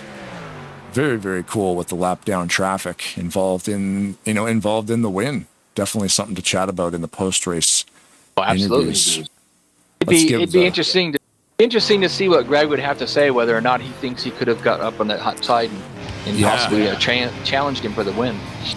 Yeah, and like we said too, definitely nothing wrong with what Paglia was doing because he's able to keep speed, so they're not going to ask you to move. No, if he was a damaged truck, they'd go to the high side. Oh, I mean, that's his sure, choice too. He could have, but he's in the points. He's trying to do the best he can. Should the caution come down where he was, there's early enough, he might have had the chance to maybe get that lap back. Yeah, trying to get my winner's screen working. I flipped it a little too early, and it was actually looked like the checkered flag was hanging out the side of the wheel. Nope, that's not an angle we want. There, that's an angle we want. Nope. And I guess that's it. The burnout is completo. Hard to do a burnout on some of these super speedway tracks. Sometimes that first gear is so high. Yeah, I'm trying to get like an angle on the truck and then they disappear. But hopefully there's some cool screenshots there for the guys, to focus on, because they end up using the screenshots from the broadcast on the website too. So, but yeah, man, what a race that was. First race with you, Rod, and that was a glorious one to call. A fantastic racing all around. Oh yeah, these guys, like I told you before, these guys are good at what they do here. I'm absolutely amazed at how well they run this track. I've learned a lot just from Jeff and a lot of the guys running here, different things to do and how to get better at this track. And like I said, they're a good group of guys. Yeah, and I mean, like I said, we say it every single week. Like, they spoil us rotten with the clean racing that goes down here, where we could sit up here and call these races and strategies come into play, where it's not just, sometimes you get into leagues and there's leagues in this community that will last forever because of this caliber of racing. This isn't the only league where the caliber is this high. I can probably think of 20, but there's hundreds of other ones that have a long way to come. But you know what? That's why we're all here. It's like I always say to anybody that's beginning, they're like, well, I'm going to quit. I'm not doing too well. No, you don't quit. You keep going. You can't beat laps. You have to turn laps to be able to get better. Well, and follow these guys. Like, anybody in that race tonight, if you were racing with them in a practice session, sometimes we'll just have an open practice. Guys will come out and hang out and just drive around and chit chat the whole time. Hey, how do you what do you get your wheel settings at? What are you doing for tire pressures? Like all these things. Absolutely. These guys will totally help you get around this track. It's great. Grab a wheel, get this game. It's free. Come on. Hey, Jeff. Gentlemen, hopefully did you proud. We did that race under an hour? Is that correct? That race, the replay time was only like 40 minutes. That was quick. Shortest one ever. Yeah, I think so. Are you ready for your fourth place finish? Yep, Mr. let's do it. Are we doing fourth place and then Mingus and then the top three again? There's no Mingus tonight, so no factoids. Okay. Make the race. So we're just going to go straight for interviews. And Rod, are you be able to grab people by any chance? Sure. Go ahead and start with Bobby Farrell, then Kelly Kazi, Greg Level, and Denny Carroll. And I'll just kick back and watch. Cool. And the first one was what again? Sorry. Grab the Bobby Farrell in the 77. I can grab him too if you can't find him. I got him. Okay. Mr. Farrell, man, what a race that was this evening. One yellow early on. Get that thing out of the way. Awesome run right to almost to the podium. You were that close. Bobby, live on the air. You got me? Bobby Farrell, you got a copy? All right, we'll come back to Bobby. He might be having some mic issues, so let's bring the Kelly Kazi down here. Cool. Yeah, Rod, I'll let you take care of that. If you got any problems, I can help you. Yeah, I'm just trying to find him. Where did he go? Kelly Kazi. He's Buckshot 00. Oh, that's right. There he is. All right. Kelly, the Buckshot Kazi. How you doing, bud? I'm doing good. How are you? Man, what an awesome run you guys had today. Like I was just saying shortly ago there, got the yellow out of the way early on in the race, and then the last of it, all those green flag cycles, and glorious race to call, man. Of course, you guys on the track with Paglia in the mix being a lap down at the end. What was that like? Well, on that last pit, I was in there right before we went in there, man. All those guys went in, Lavelles went in, and Carroll and all them. And so when we came out of that, I went in and came back out and was behind them, but ended up catching up with them. And so I think, I had, it was just me and about 20% of the Stone Gap population, I believe, was up there. It looked like there was Lavelles all over the place. And, but I didn't really have any help. I knew I wasn't going to get no help with those guys because they work together a lot. But and then Divins had to get out, but ended up coming up on Paglia, and I said, well, I got to try to use him the best to help me out. And then we had some cars catch from behind. So anyway, I appreciate Paglia getting in front of me, and I just stayed with him and I thought we was going to be able to get it, but I think when Dan got in the mix and got back, made 5 of them on the bottom, and we only had 4, and we couldn't quite overcome that. But I appreciate Bobby Farrell helping out and Ken right there also at the end. But it was a lot of fun. It really was some tight racing. You know, they were trying to push us up the track a little bit to get away a little bit of our momentums, and we both did a really good job. They did, and we did, keeping our line and not wrecking. You know, that's what it's about. Good close racing, and congratulations out to Denny. Did a great job. Yeah, man. Like, you used your only provisional last week, and you've been here for all of them except last week. So you got no provisionals left. Are you able to make the run to the end here? You're currently sitting 26th overall. Obviously, that's going to change a lot after tonight. Yeah, I think so. I should be. I don't see why I wouldn't be able to, you know, but I'll be here. If I'm in the house, I'll be racing. Nice, man. Nice. And the ALS race coming up in the middle of April there, 13th, was it? I want to say 13th. I think I'm wrong. Yeah, the 13th. Yeah. And we got, you know, working on things. We got sponsorships still out there, and we've had some guys come to the table and get some of those. I don't know if you've seen the broadcast sponsorships that have kind of come in, and we're still working on finishing the paints and whatnot. But it's going to be a real good deal with ALS joining in, and should be a really fun race. Yeah, it's going to be a lot of fun to call that one. That's going to be quite the event. Probably the biggest thing Tarnation TV's ever done. So that'll be very, very cool. And thanks to Seth Cole for helping out in the broadcasting, because that'll definitely let me keep things tight on the backside here, because it's tough sometimes to kind of do everything because I only have one brain. Right, and also the local station from Biloxi is going to kind of promote it a little bit ahead of time, so maybe that'll help also. Oh wow, that's crazy. No pressure. Yeesh. Do you have any final words, Kelly? We'll let you go and we'll move up the list. I can't move. No, I just appreciate you guys, and you know, my wife and my mom and my kids both.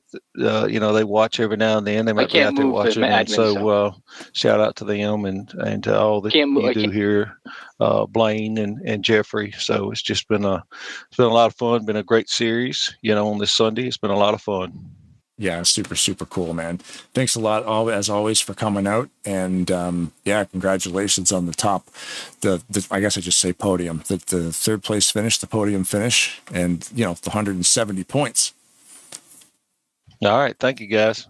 Awesome. Move up the list here. Bobby, you got me yet?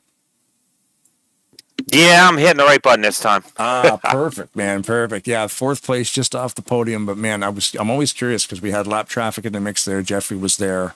We had Mark Paglia, you know, leading that top line. Does that affect any plans you guys may have had? Because that was a cool little wrench we've never seen before.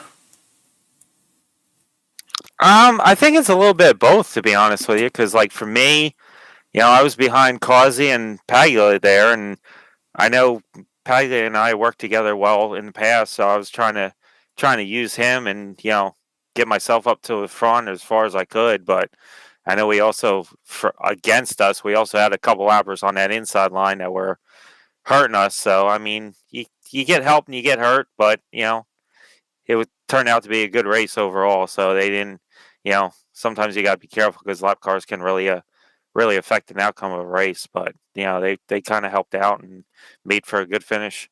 It's a neat effect because there's no damage. So those guys are in the mix, but they're not holding anybody up. They're in there with, you know, no damage on. It's kind of neat. Like, they're not going to move over because they're not hindering speeds at all. So it's kind of a cool dynamic where they're in there, and are they going to help you? Are they going to get in the way? And what are you going to do to figure it out? Yeah, it's definitely a different dynamic. You know, this series where we don't use the damage, where, you know, it's probably about the first time I've run a series like that, and it can help. You know, like you said, they didn't get in wrecks, so they were full song. They had full speed, so that they were up there racing right along with us, and you know, doesn't hurt anything when they don't have the damage like that. So what's the plan for the rest of the season here? Are you going to be able to make most of these races? I should be at every single one, so we're just gonna keep digging. Hopefully, we can have a couple more races with high finishes like this, good points day, and last couple weeks I haven't been running so good and got caught up in a couple late race wrecks, which has really hurt us. So I'm hoping a couple more races like this, and hopefully I can bounce back up into the playoffs and make a run during the playoffs and see what we can do. And I've noticed in here, I'm just looking at the standings, you've got the incident card there. You burned it out there last week. I guess you got tagged with an incident, but if you had a clean race today, then you get that back. So heading into the last few races, those are good little get out of jail free cards to have in your back pocket. Oh yeah, definitely it makes a difference also in the something else that we're been trying with this series, and I think it's been worked out. I know last week I kind of made a dumb decision there, making a last-minute decision to try and get down pit road, and I just ran out of time, ran out of talent. But I've been pretty clean all season, clean race tonight. So hopefully we can just keep it going. Get another fourth place finish, or maybe even higher, and see how the points shake out after that. That's awesome, man. Yeah, thanks for chatting with us, and congratulations on that fourth place finish. The points will definitely help you out of that 18th overall spot, and with a few guys in the top 12 not being able to make it out tonight, that'll be a bonus, being able to run those laps. If you have any final words, let her rip right now, and then we'll move up the list. Yeah, well, he don't want me to say anything because he's not a Chevy fan, and there's a reason I'm running this truck for a friend of mine who's in the big leagues, and I gotta thank my friend Jamie Baker for painting it for me. So he'll probably be kicking my butt in a little bit, but I don't care. It's an awesome paint job, and I enjoy running it. Awesome, man. Thanks again for joining us down here, and hopefully see you next week and on Saturday as well. I got a busy weekend coming up. Good finish, Bobby. Thanks, Greg. You guys too, and thanks, Blaine. And then for the save of the night driver. Yeah, man, Rod, go ahead and interview Greg, because we saw Greg at the front, at the back, at the front, at the back, at the front. Save of the night, Greg. That getting turned through the trial bowl there and saving it, and then we were watching you a little bit, trying to catch up to the guys. You had Frank Dribbins in there. You guys are not really making up much ground. Luckily, the caution came out, saw you in the back, and I said to Blaine, I said, just give him time. He'll be there. Yeah, I got back up there. I don't know how I saved that stage, man. I slid through the grass, and I don't know how I saved it. I don't know. I can't explain it. So now the question I have is, you had the guys on the outside of you. The 28 truck was kind of helping the outside line. Do you think if he hadn't been there, would you have been able to pull up in front of the 00 and possibly beat Denny? I was staying with the 41 no matter what. He's a Big Stone Gap Racing teammate, man, so I wasn't leaving him. I was staying behind him. I kind of figured. Nothing was going to pull me out from behind him. I kind of figured that was the case. So that's all I've got for him. So, Greg, if you have anybody you want to thank, good win, good second place run tonight. Helps you out in the points lead, too.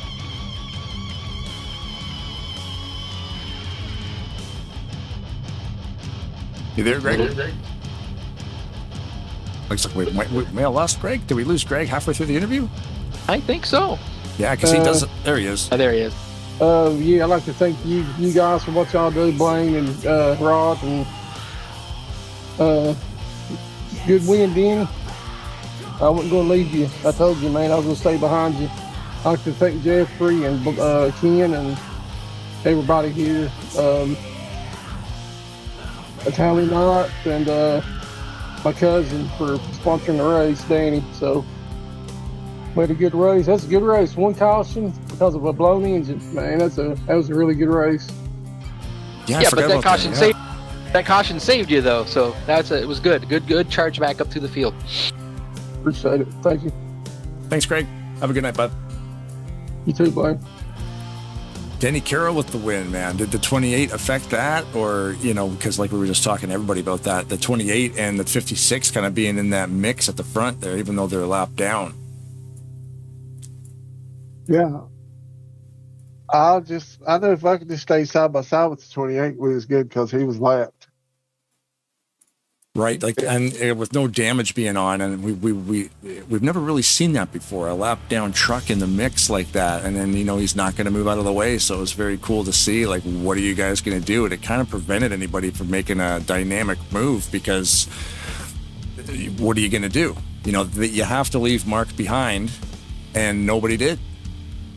Well, I mean, see, they could have pushed him to the finish and been behind him and still won because it wouldn't have hurt him none to keep him in front of him as long as he was there to help him. Yeah, I've never thought of that too. Yeah, he could have helped pull them past. Yeah. Well, them RTG guys kind of stick together, so That's I just found my teammates. I think I've run with Danny and Greg about the whole race. Well, it's like we said before, Blaine. If you got your teammates or people behind you, you can trust. You guys all stuck together, and it benefits you all. So that was a good run. It's hard to win here. There's a lot of talent. A lot. Yep. I'm looking at the stats too. Your races through the series so far. You had your provisional a couple weeks ago. You weren't able to make the race last week, and then here you are at the top of the thing. So there's another gigantic, 100, and who got the most laps today? Would have been Greg with 13. So you got 180 points coming out of this race. Big bump, especially you're in 16th. And a bunch of guys above you didn't even make it tonight. Gary wasn't here. I didn't see Billy. I didn't see Eric. Greg Mingus. Yep, Mingus. Yep. You're going to jump up the standings here. Are you going to be able to make it to the rest of these races as we close down to the playoffs? I don't know. I'd like to, but 7 o'clock sometimes kind of hard to make it at 7. But it sure is fun. Are you going to make it to the Mega on Saturday? Oh yeah, you couldn't pay me to miss that. Sorry, Rod, I stepped on you there. What were you going to say? It's okay. That's okay, because that's going to be a great race to be at. Yeah, our goal is to make people have nightmares about the color green after Saturday. The whole entire broadcast ended up being green. So yeah, that's the goal, right? Just be all over that thing. Yeah, we tested them last night. Them green cars they're definitely fast. Yes, they were. Well, Awesome. Rod was in there. Yeah, I got to get out on the track. Hey, I'd like to thank my uncle out in Florida that watches this, and my wife, and everybody that watches. I'd like to thank everybody that puts this stuff on, and I appreciate all y'all. And it's a blast to go back and watch this after it's over. Yeah. Don't be just I kind of fumbled a little bit there and through this, so don't be too hard on me. Oh no, they're always good to watch. Yeah, they're excellent races. You guys spoil us rotten, man. It's Denny, congratulations on your win, and we'll see you next weekend because it's going to be a good one. I appreciate it. Well, they're hard to get, man. There's a lot of good racers over here. The wins are far few and in between. Yeah. Well, you got one of them tonight, so there you go. All right. Thank you, guys. Good job. Congrats, Danny. Thanks, Danny. Thanks, Greg. BSGR. Yeah, baby. That's it, man. Yeah, what a race tonight, man. Yeah, Dan, the sponsorships that you thanks again for your sponsorship this evening. It's all kinds of crazy stuff going on behind the scenes over here, so it's cool to fuel the racing servers and fuel the broadcasting servers. And we always thank the drivers for participating in the broadcast, man. So we'll give you the final word this evening, and then Rod and I will wrap it up. Wow, I'm doing my Elmer Fudd impression. Rod and I will wrap it up. Yeah, it was a lot of fun, man. It was an exciting race. I was up there in the front for most of the midway part of the race, and thought I was going to, be able to pull off two wins in a row. And I was in that fifth pit stall, and you guys that race, you know what I'm talking about. Usually when you're in that fifth stall, you can just punch it out of there and no worries. Well, I got a little bit too much grip coming out and hit the line at 62 and got a black flag. I went back and looked at it. Ouch. So I got the black flag coming out, and it killed my race. Probably would have had a win right there if it hadn't been for that. But, stuff happens.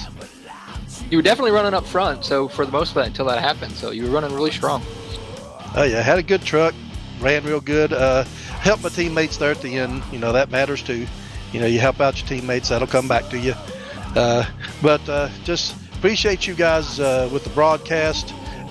Anybody out there, like I said, the sponsorship was basically just for any of those organizations out there that are helping the hungry and the homeless.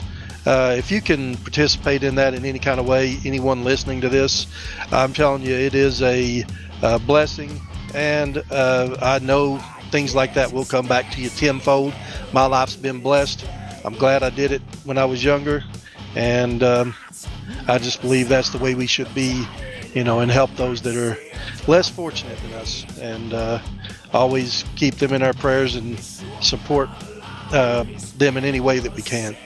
It's a good feeling because, like, the wife and I are big fans of the animals, right? So we're always helping out in that respect, and we were lucky enough to donate our time to a farm sanctuary. We're literally hanging out with everything from cats to horses and everything in between, goats, roosters, oh, that's cool. turkeys, everything like that. So, like, helping that lady every Sunday, clean the fields, unload a truck of hay, feed the animals, hang out with the animals. It's neat, It's sometimes you get up in the morning on a Sunday like, I don't know if I want to.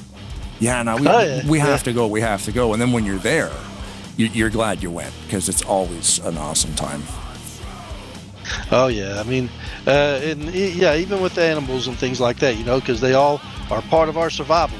Without the animals, we wouldn't exist. They help feed the earth and help keep things going. Everything's circle of life. So. Yep. Anything like that you do to help in any way is, a good feeling in your heart and a good thing to do. Just the right thing to do.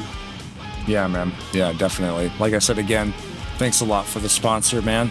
We'll let you go this evening, and Rod and I will wrap this thing up, and hopefully we'll see you next weekend because we got a busy schedule coming up.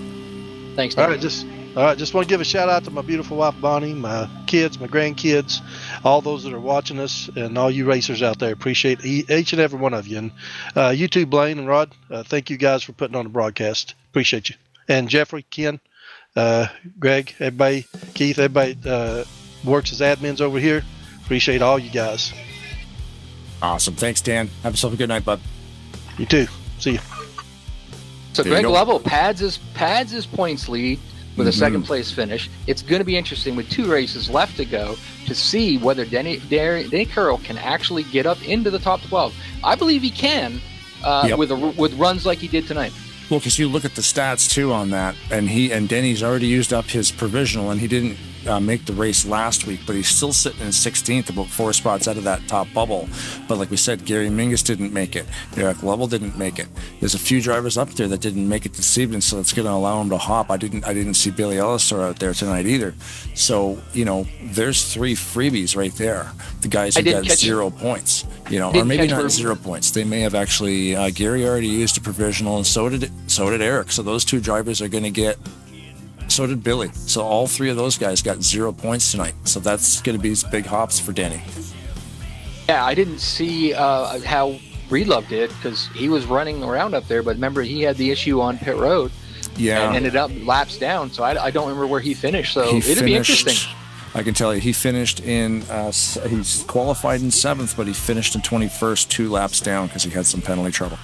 Yeah, so it'll be interesting, like with 2 races to go, to see if Denny can make it up into the top 12.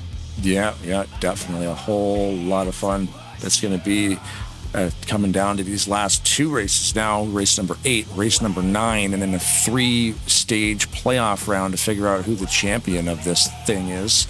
On your screen right now, there's a marathon, or the mega marathon team race happening next Saturday, which, of course, will be taking place 7 races between California 05, Homestead at night, and Talladega nights, of course.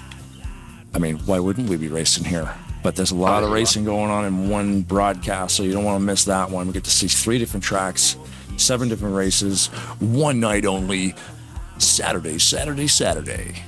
Yeah, it is going to be cool. And with the team thing dynamic of it, we'll talk about that more Saturday. Not every driver is going to be in every race. So it'll be interesting to see how they use the strategies to get the better drivers at the tracks that they're better at and get most points. So Talladega Superspeedway, longest track on the circuit, of course, 2.66 miles. Homestead and Cali are both 2-mile D-shaped ovals? Homestead is just basic true oval. Oh, it is, okay. With the track is really nice. You can run the bottom, the middle, and not quite to the wall, but there's 3 grooves there. Homestead's If you've got all the palm trees down the back straightaway, right? Yep. Yeah, cool. I remember that one. Yeah, it's a straight up oval. Or Cali's actually shaped like a D. It's got the tri-oval, just like we do here. And they had some good races last night. They were doing some practice runs at it. They would do, a non-pit stop sprint race, just random qualifying, throwing people out there, just so the guys can get used to it, and the teams can get there and start to say, okay, I'm Blaine, you're better at Homestead. I'm going to put you here. Jeffrey, you're better at Talladega. We're going to put you there. And, that's how you got to do it. You got to be smart on how you pick your drivers and where you put them. Exactly. Yeah, it's hopefully, it's going to be a fantastic night. I can already tell. Long one. Yeah. I'm thinking, and it's fixed setup. Are they running damage? I didn't get no damage. And I do believe, I could be wrong, I've got to go through this stuff, no cautions. Ooh.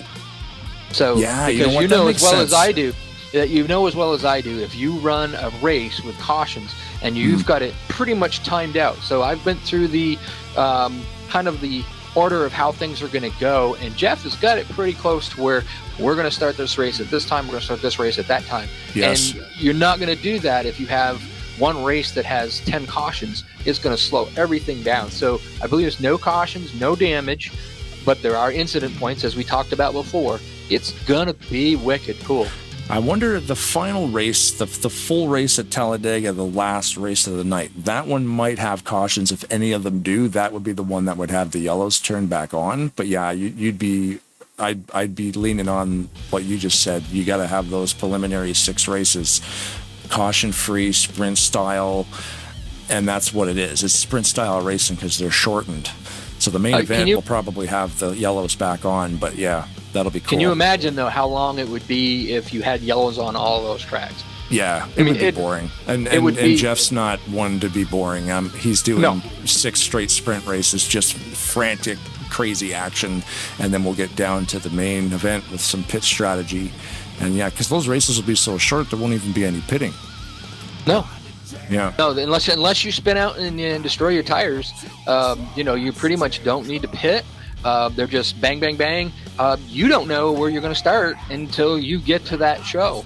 And you could be on the pole, you could be last, and then if you're last, you've got to work your way up through there in a very short period of time. Right. That's another good point. No qualifying. Those are all going to be lottery starts. Lottery start sprints. Yeah.